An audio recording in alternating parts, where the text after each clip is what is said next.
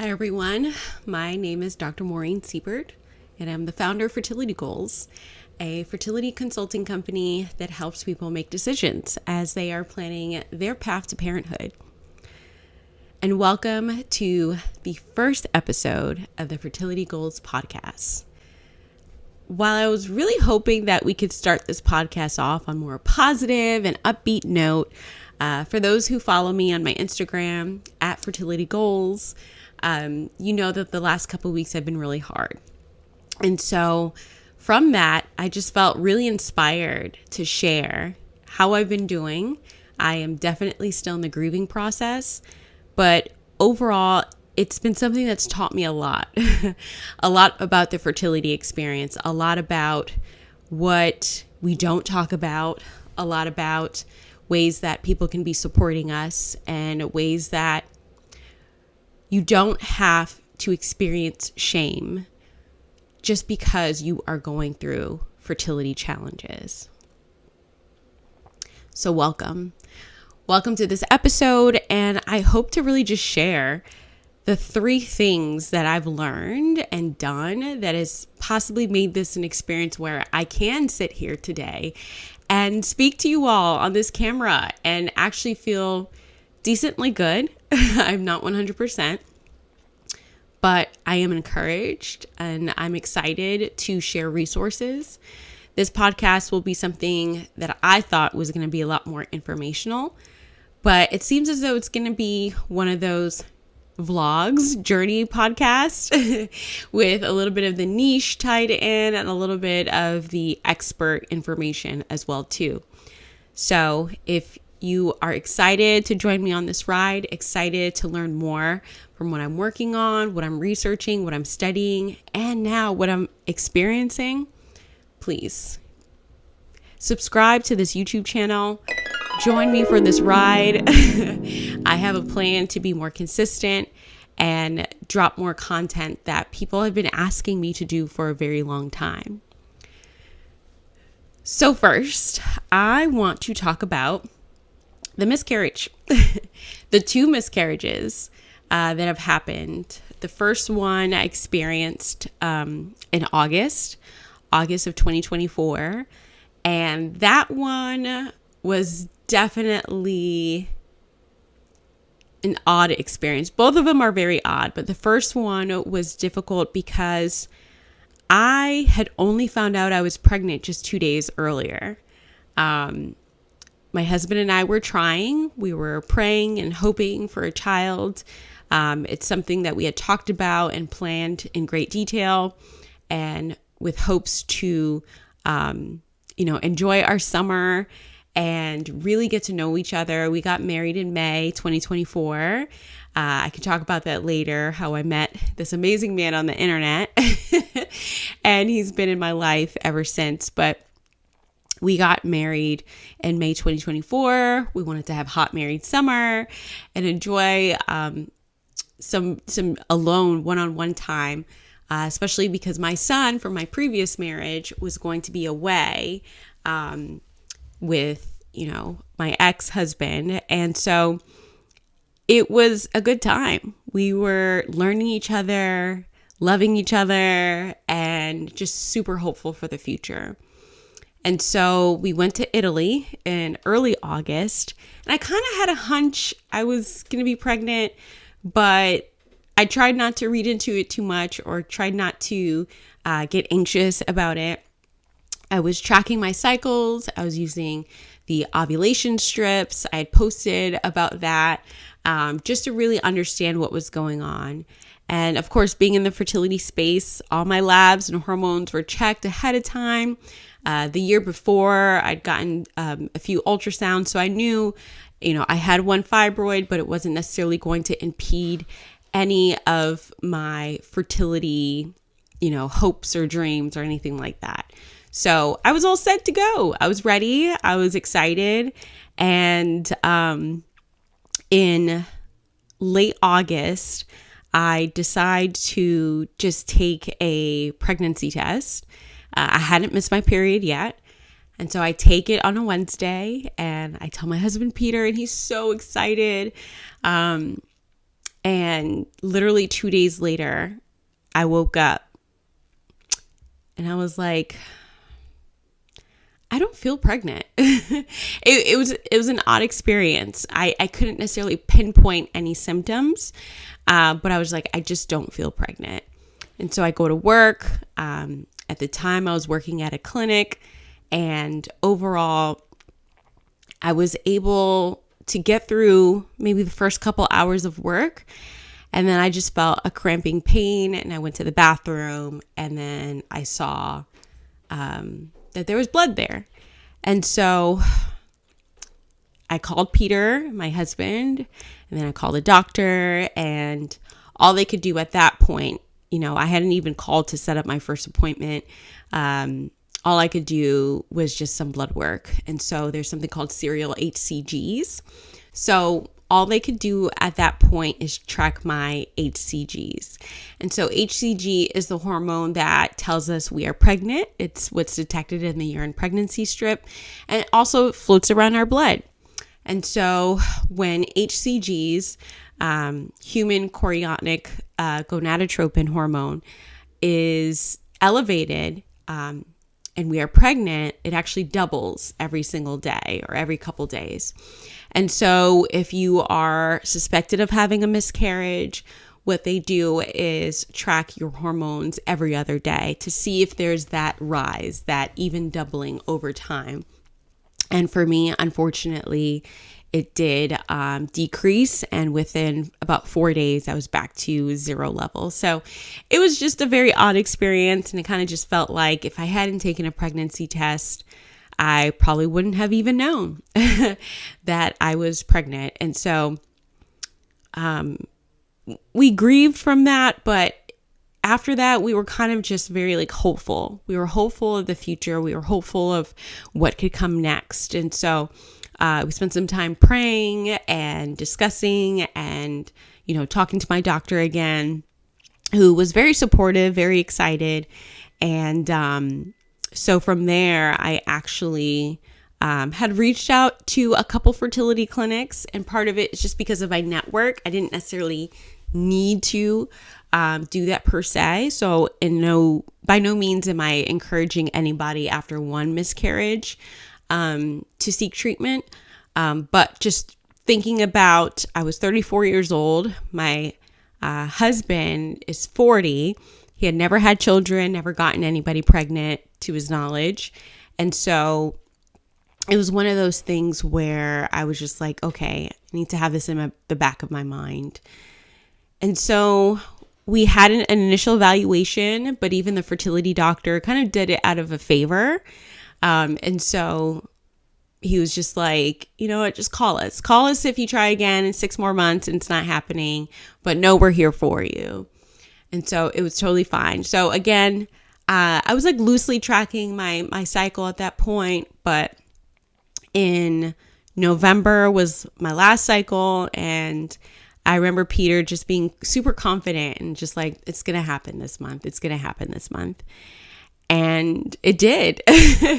And I found out because on Thanksgiving, I just noticed I was so tired. I was just so tired. And I thought it was just because the holidays, it's exhausting in general, right? But time just kind of went on. I was like, I'm really tired. And so, and then also my church does a end of the year fast.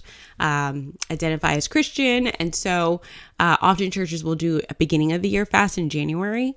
And so before we were going to start that fast, I really just wanted to make sure I was okay to start the fast, because you do not want to be fasting while pregnant. And so it was the day before the fast started, and I was just getting the menus and the recipes and all that together. And I was like, let me just take this test. And sure enough, with all my fatigue, it came back positive. And right away, I just told Peter and I admitted I was scared. I was very scared. And literally when I took the test, I literally have it in my hand, and he saw it and he just began praying. He began praying that we wouldn't have fear. He began praying that this baby would be healthy. And he again praying that we would be okay. And so it was just a lot of praying. We had a really good time, during the fast where I couldn't participate, but in terms of like the eating aspect of it, but my prayers and all that just seemed like so alive, so exciting. Peter even had a really great experience in reflecting on the fast. And so called my OBGYN, made an appointment, and the appointment was for January 3rd. And so every day I knew I just kind of felt on edge a little bit. Like, are my breasts still tender? Am I getting nauseous or not? And just really questioning a lot. But as time went on, I really experienced a sense like of peace. And so we go into our appointment January 3rd, and it was just perfect. The baby had a strong heartbeat in the 160s, and everything looked fine. We got all of the details, and I just felt really, really comfortable with everything going on. I wasn't fully comfortable with my treatment team just yet, just because I didn't deliver with them for my first son. I was in another state, and I had a really positive experience there. And so just kind of being a little bit on edge, more so, not necessarily about the pregnancy, but more so delivery. And the hospital that my OBGYN delivers at, I used to work there. And so I had some hesitations because, like anywhere, sometimes if you work somewhere, you're like, oh, I know too much of the bad things. But overall, it was okay. So fast forward, every year I actually do Valentine's Day pictures. It's a tradition I started with my son after the separation with his dad. And a lot of it was just a confidence boost and to celebrate something. Because that year I remember asking to do family pictures for Christmas, and just didn't work out. And so I just took on Valentine's Day as something for me and him to experience, to enjoy. And it honestly was just perfect timing, because when we were planning a trip to Antigua to visit my father-in-law, I figured we could do our Valentine's Day pictures in Antigua, and then also do our announcement pictures in Antigua. And so everything was fine. I had a great time in Antigua. I feel like my nausea was just subsiding. I still felt very pregnant in the sense of my breasts were tender, feeling heavier. There's some pictures that I'll share eventually that showed my belly poking out. And that has a lot to do with having a previous child. So often people will show much earlier. And so I was just very excited. Nothing was going wrong until we came back and we had an appointment on January 31st, just a regular 4-week prenatal visit. And then on the 30th, the exact day that I was supposed to turn 12 weeks, just in the middle of the night, I'd started cramping. And I drank a bunch of water and I just kept cramping again. And I called my provider, and they have an emergency hotline. I tell them, and they're like, oh, just wait a little bit if you're not bleeding at all. I go to the bathroom, I wipe, I'm bleeding a little bit, but nothing too crazy. And I call back, and they're just like, well, you're not hemorrhaging and it's not heavy. It's dark brown blood, so you should be okay. So I lay back down. I tell Peter, he's awake, and I'm like, I'm not okay. I need to go to the emergency department. And I live maybe 10 minutes from the ER that we went to, and I go, and literally I'm handing my license to the lady, and I look down and I'm like, I'm either peeing on myself or I'm hemorrhaging. And so I go to the bathroom in the lobby, and sure enough, I am hemorrhaging. It's a lot of blood. And so, Immediately, thankfully, there was nobody in the ER. I didn't have to wait. I go in, I can't even sit down. I see my pants are completely soaked through, and they immediately put me in a room, and it's like I saw an angel. I used to work at this emergency department, and so this beautiful Black physician, Dr. Michelle Irving, comes in and gives me the biggest hug because, of course, she's seen why I'm there, in the chart. And she was like, I will make sure everybody takes care of you. And I said, thank you.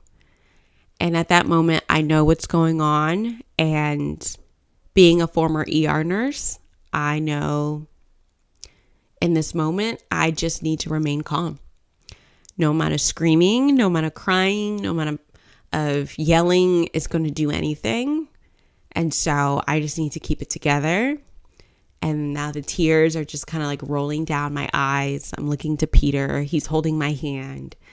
And it's just kind of a surreal moment. I'll spare a lot of the details, but in that moment, there are certain things they could do at the bedside. And so they brought in an ultrasound, and it was just like pieces of the placenta in my ultrasound, but they couldn't see like signs of a baby. And then, when we finally like took off my clothes and stuff, there was quite a bit of tissue. And so they were able to take that tissue and send it off to pathology, but I just kept bleeding. And so they called the OB physicians, the one that I called. They came down and they checked me again, kind of confirmed everything. And I got to say, thinking and remembering how the physician was just so empathetic to everything, her and the residents, it was a blessing. And it kind of confirmed, oddly, in that moment that I was with the right practice to deliver. And so the physician did say, with the amount of bleeding that's there, they want to do a D&C. A D&C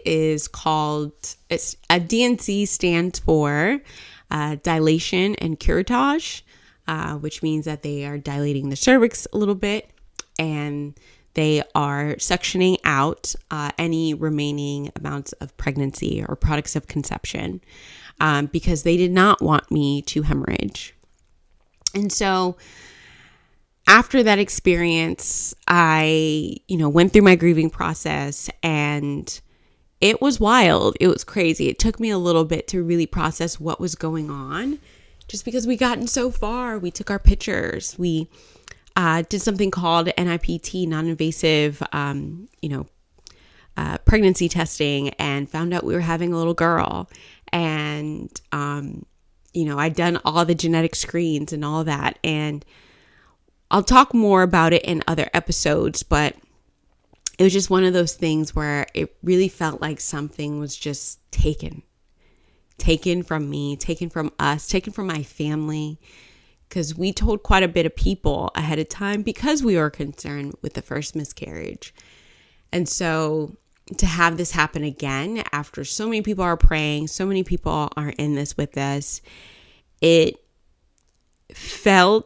still kind of feels like a little bit of a robbery. Still feels like a violation of a lot of things.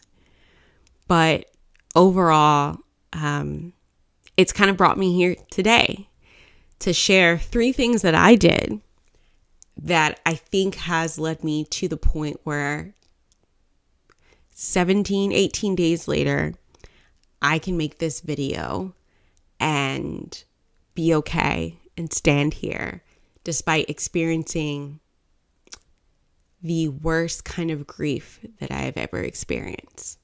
And I've gone through some things. My father has passed away during another pregnancy. I've experienced heartbreak, broken engagements, broken marriage, all of that. I've experienced traumas in a lot of different spaces. But this miscarriage, this is something else. This was something that it felt like just rearrange my entire life. But this is why I'm here. This is why I want to share. This is why I want to create this platform, to be a gateway for people, to help release the shame, to help release the questions, to help release the trauma of this experience, and really get people out to the path of healing. So come with me on this journey. So in the title of this podcast is 3 things you should do after you have experienced a miscarriage. The first one is to tell people. Tell people that it has happened. Tell people. And when I say tell people, I mean immediately. We went to the hospital around 3:00 in the morning. And by 5 a.m., quite a few people knew already. We had sent text messages to our pastors, ministers, best friends. We called my mom as well. By 7 a.m., I was in the OR getting ready to get anesthesia to go in for the DNC. And so many people knew already. And 10 out of 10 recommend it. Because in my research, Black women are not sharing, and they are being trampled by the weight of shame. They are being beaten up by the weight of isolation and secrecy. If you saw my Instagram post on @Fertility Goals, I posted that the next day before noon. And it was just one of those things I just felt so convicted to share in a good way, a good conviction. Because if God told me to keep it a secret, I would have kept it a secret. It's fine. But to be called to this ministry and this way of thinking and this platform, I knew I had to share. And I knew it was a very clear message from God to share. And I tell you, it was the best thing that I could have ever done. One, I got so much support. Before we even got home, folks were calling to pray. They were like, okay, how can we get your son? Let me know if you could babysit. What do you want for dinner tonight? What do you want for lunch or breakfast? Anything. Our house was like stocked with food within hours.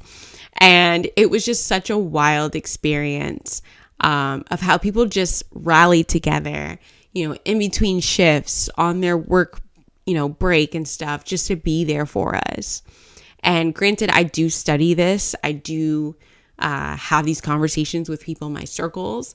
So overall, I didn't get any negative comments or don't worry about it, you already have a kid. None of that. And also, I think we need to give people the benefit of the doubt. There are folks who know how to support.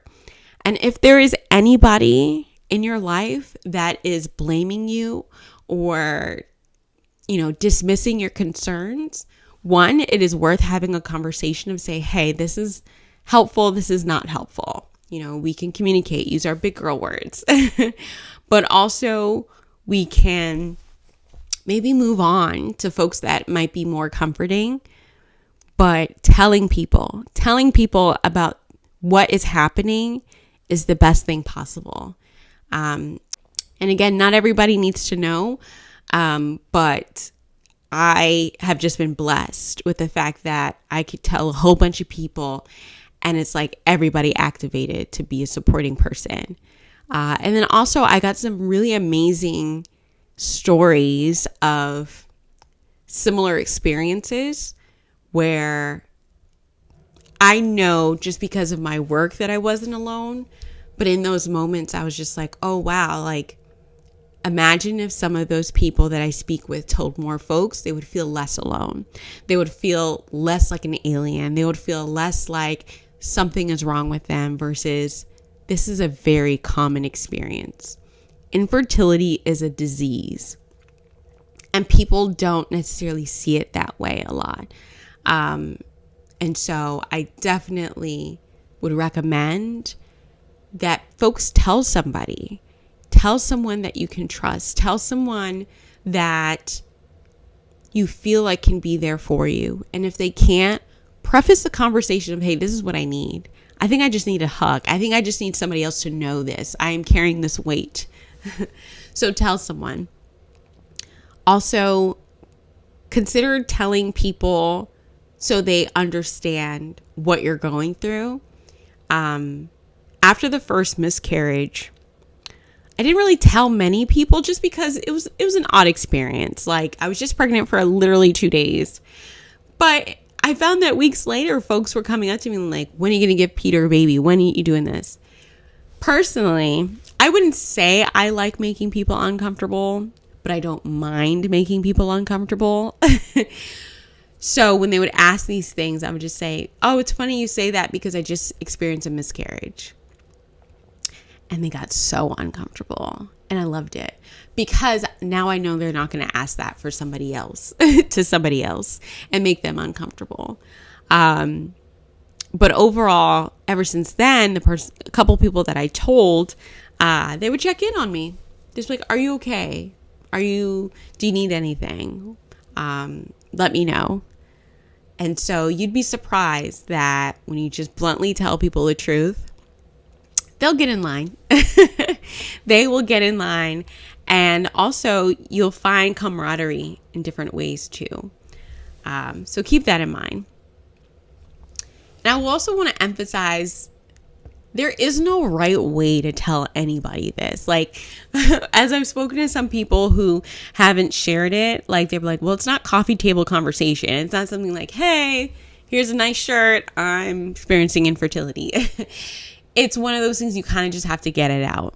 You have to get it out, talk to somebody, and really get to a place where you are developing a support system beyond your partner and your healthcare providers. Because it is a very much so, I believe infertility should be a communal experience with the right people. The second thing I would tell somebody to do is allow yourself to grieve. Grief looks crazy. It is not linear. It is a nasty, jagged line that might circle back and then go back up again and just kind of throw you for a loop. In the initial grieving stage, I think I was numb. I knew I had to remain calm. I knew that this wasn't what I wanted. And so the next morning, I kind of was like in a haze of like, did that just really happen? It did. Let me write this down. Then I posted. And it was Saturday, 2 days later, where I was just like, nah, God, you promised me this little girl and you just gonna take her from me? Like, this is what we're doing? Like, no. There's a story in the Bible of the Shunammite woman who got a child and the child ended up dying, and in the promises, she goes back to a prophet and she goes like, no, you promised this to me. Okay. So you're not going to take this back. You need to make sure this child is okay. And now it's like, I understood like, no, you're not going to promise something to me and then take it back. And so I was mad at God. I was okay with God. I was back again mad at God and confused and going through the waves. And somehow I had the strength to go to church that weekend. Shout out to my church, New Vision International Ministries.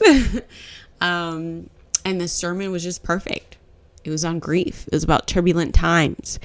And while in that moment, it wasn't like, boom, okay, I'm done grieving. I felt like I had a path forward. There are certain things that happen in life. I'm not going to blame God for this. I still believe in God. But we can't explain things. Life happens. We live in an imperfect world. And so It's a challenge, but I've gone along for the ride. I know people, men and women, childbearing people and their partners who have not dealt with the grief. I would love to have my husband on here one day to get his perspective, but it was just so interesting in the ways that he was supported by a lot of men, and a lot of them talked about not knowing how to grieve. So they either shut down, got angry, got quiet. And so whatever works for you in grieving, do it. For me, grieving is being still, letting the tears flow, and just questioning, working things out, and then kind of coming back to the conclusion of there's nothing I could have done, and just allow it to flow. I think right now in the stages of grief, I have passed the depression stage, although there's sometimes I do feel a little sad and wonder and a little bit of fear too, thinking about the future. But I can't tell you enough how doing the first step has made the second step that much better, because I can pick up my phone and call somebody and just be like, no, like what? Why? And they can hear my tears. They can hear my frustration, and they will comfort me and all that through the highs and the lows. And I've been able to pray a lot more clearly, either not having to worry about childcare or not having to worry about cooking. And so it has been a very powerful, powerful, powerful experience having the support of folks, and then also allowing myself to grieve. And I am just blessed and thankful for a community, and also my work community, who was just like, you don't need to come in until you're ready to come in. So very, very helpful to just grieve. The last thing I will touch on is number 3, do not blame yourself. Intuitively, right? As human beings, we're calculating, figuring it out. I was trying to figure out what I ate in Antigua. I was like, I haven't had any alcohol. I don't smoke or anything. I kept it easy. Did I sleep the wrong way? I was wondering what supplements I was on. Do they have any toxins in there? Gosh, I went through everything. And I had to remind myself of something that I told my patients when I worked as a women's health nurse practitioner in an OBGYN office. There was nothing that you ate, that you said, that you thought, that you did, that you experienced that causes miscarriage. And I literally had to repeat that to myself several times.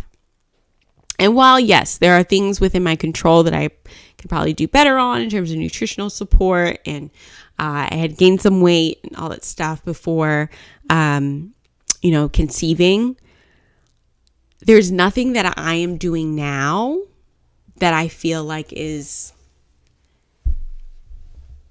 a result of me trying to, how do I say this? If you see me working out, if you see me eating differently, it is a personal choice. And it is something, yes, I know that can add to optimal fertility later on, but it is not a result of me blaming myself by any means. And so I definitely want to share with people to not blame themselves, because that, I'm telling you, that could have been, what to do point number 1. Do not blame yourself, because there's a lot of factors, right? There are people every day who are getting pregnant who have done, half the things that you should not do, right? People who are, have substance abuse disorders, who are addicted to certain things, they get pregnant all the time, right? And they can carry to term. And yes, they might have some challenges because of the substances that they're on. But overall, we cannot blame ourselves because there's just some things that work out and some that don't. And with pregnancy, it's typically genetic, or there can be some maternal factors as well too. So I'm still waiting for the pathology report to see if there's something, with the placenta or the baby and all that stuff that could point to what happened, and we can figure out there's ways to circumvent that in the future. Maybe not. But overall, it's really important to understand that a lot of things that happened were just beyond my control.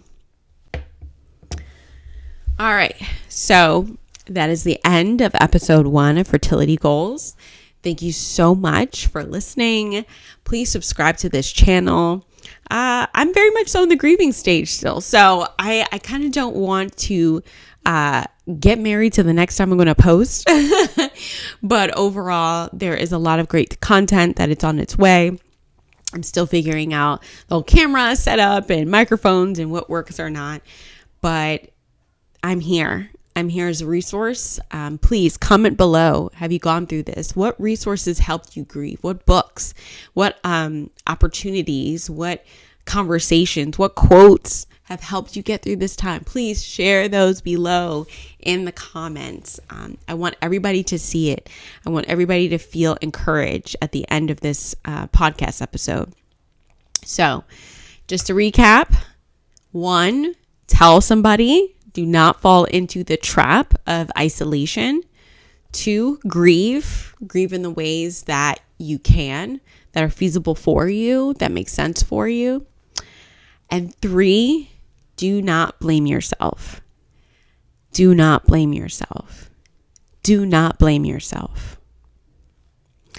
So, thank you so much for checking out Fertility Goals. Please subscribe to the channel. I look forward to educating and sharing more of my journey and my story. Thank you so much for listening, and I hope you have an amazing week and do something nice for yourself.